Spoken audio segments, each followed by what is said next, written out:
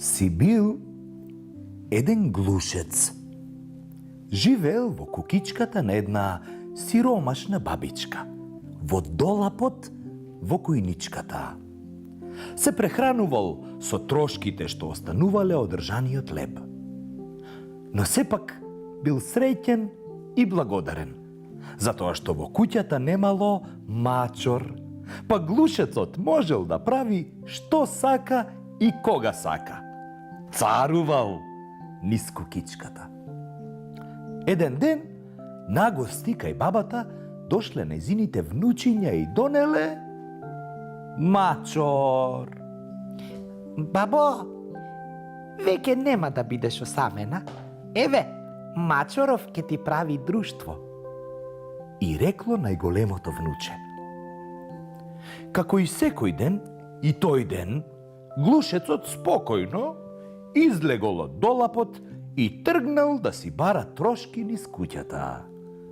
Но, во тој миг, мачорот го здогледал безгрижното глувче и се стрчал да го фати. Ова е возбудливо, како Том и Джери. А да те прашам, што е тоа долап? Долап е шкаф, дел од кујната каде што се чува храната. Докаде застанавме со приказната? Мачорот се стрчал кон глушецот, а глушецот? Глушецот бегал. Срцето од страв, од голем страв му правело туп. Бегал колку што го држале нозете.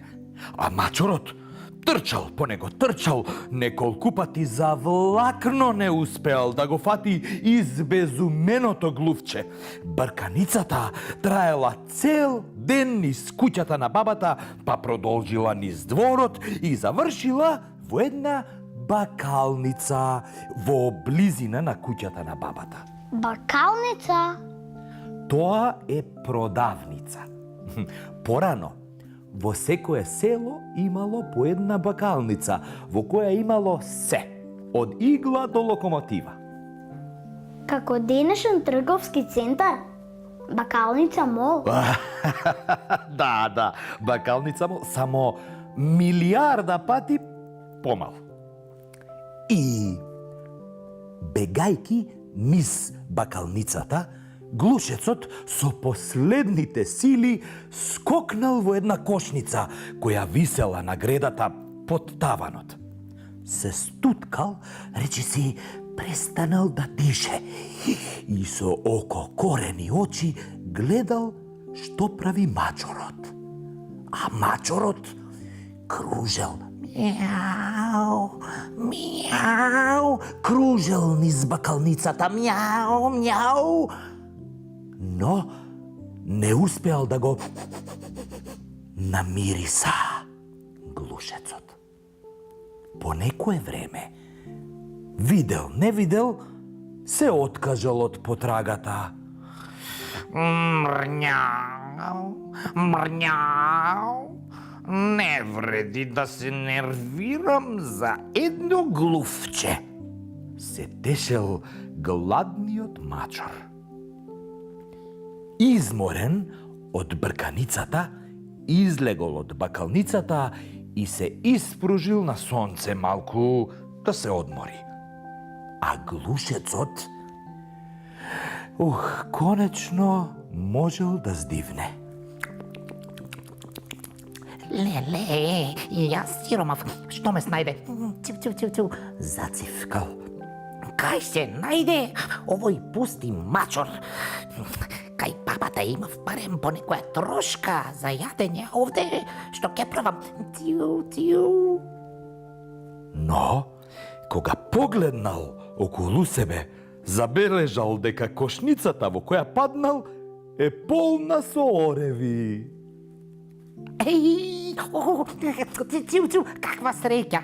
Извикал на глувчешки јазик, се разбира. Еве ми полна кошница со ореви. Ке си јадам и ке се живеам како цар. Тиу. Јадат ореве глувците? Не сум знаела. И што се случило потоа? И крц, крц, крц, крцил, крцил, крцил. Глушецот си ги јадел оревите и долго време се живеел многу убаво. Дури и се поправил, така се здебелил. Арно ама, еден ден го изел и последниот орев од кошницата и останал без храна. Тиу. Сега што ќе правам? Зацивкал исплашено глушецот. Кај ќе одам? Што ќе јадам? Мачорот секој ден доаѓа во бакалницата и ме бара. Ќе си умрам за јадење. Тиу, тиу, тиу. Но, еден ден, мачорот се заиграл со малските мачки, па не дошол во бакалницата. Глушецот собрал храброст или прегладнел, па решил да излезе од кошницата. Полека, полека се спуштил по јажето и стигнал до подот.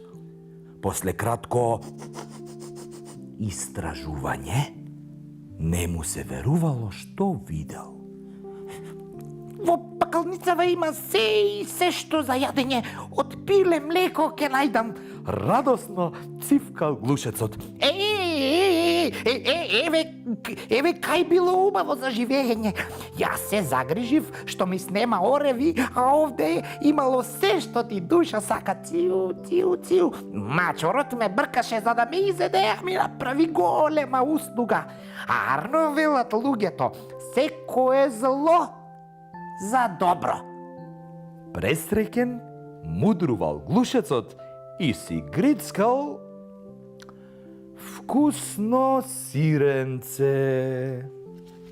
Грицкал сиренце во продавница за храна. Јак. Да, глувчињата се сладки и мили животинки. Само во приказните. И во цртаните филмови. Точно! Инаку, прават вистински бели ако се вселат во некој дом.